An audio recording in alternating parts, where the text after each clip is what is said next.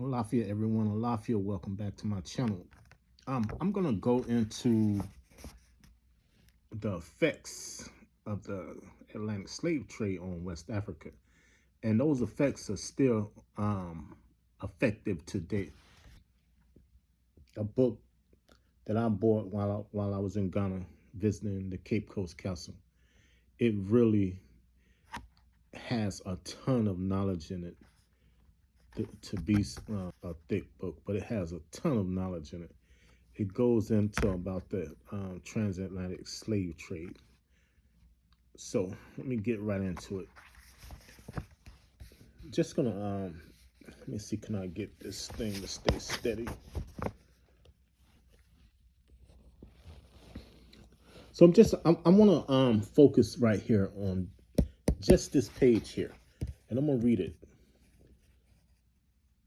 The direct effect of the transatlantic slave trade on West Africa was loss of population. Loss of population. You know how big the Negro population is over here in the Americas, from Brazil all the way up to Canada? It's humongous. That just imagine that population and more in Africa.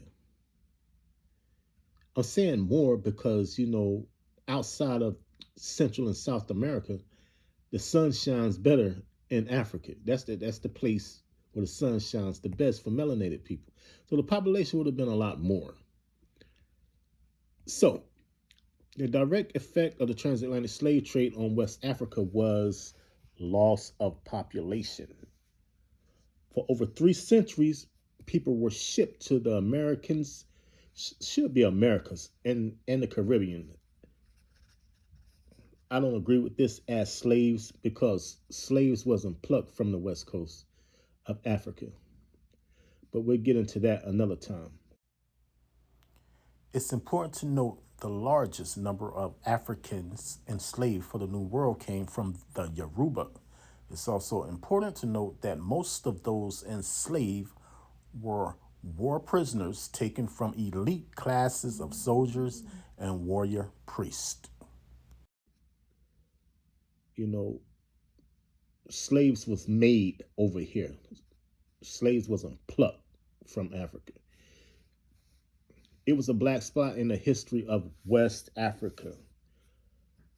Others were killed in wars encouraged by the trade.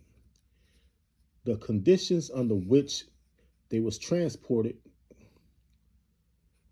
was inhumane and unhygienic, as many died on their way to the New World. Furthermore, the wars resulted in destruction of villages. I believe that. Burning of houses. I believe that. Destruction of crops and brutal killings of domestic animals like herds of cattle.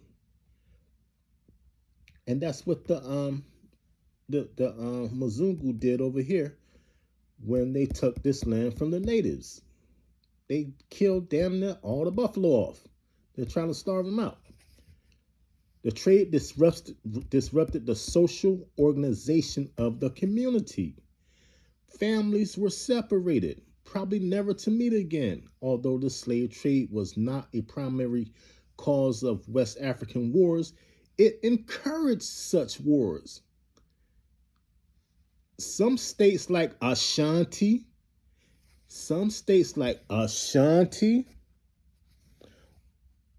Oyo, and Dahomey rose to fame through such exploits. Ashanti, Oyo, and Dahomey. They profited off the transatlantic slave trade. The slave trade retarded the process of West Africa. Slowed, came to a halt, stopped.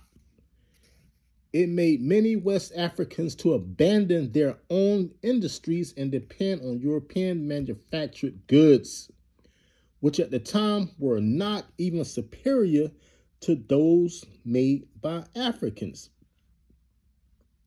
Iron industry, for instance, was neglected and people had to depend on iron. So this actually reminds me of what Nebuchadnezzar did, I think in 586 BC when he invaded Babylon. He took everybody except for the poorest people in Jerusalem back to Babylon. The king, the architects, everybody, all the skilled workers. He left the poorest of the population there. I'm not saying this the case here, but it's been documented. It's been documented.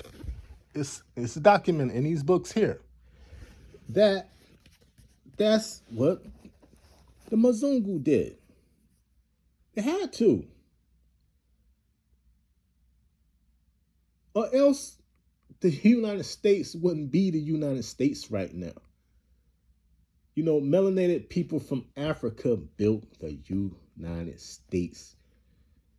The skills that we had over here wasn't learned here. They was learned before we got here. And these people know it. They knew what they was doing.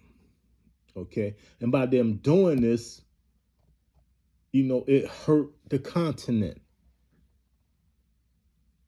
And we are hurt over here because we separated from our people.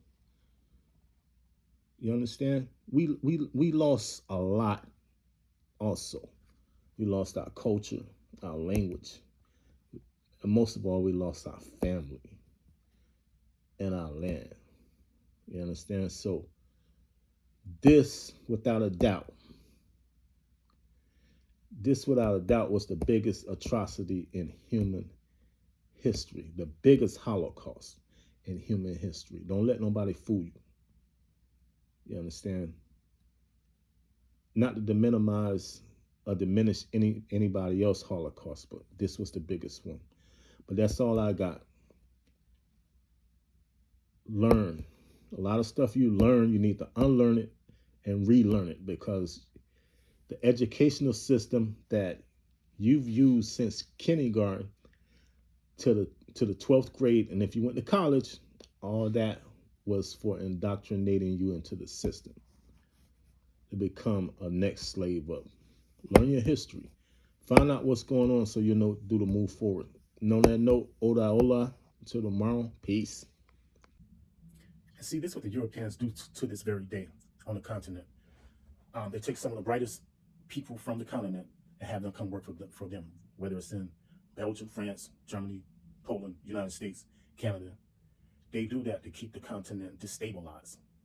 You know, they have those people come build their nations up, their weapons, their medical system. When the continent is in desperate need of that there, you understand? That's what they do. And they've been doing it since the transatlantic slave trade.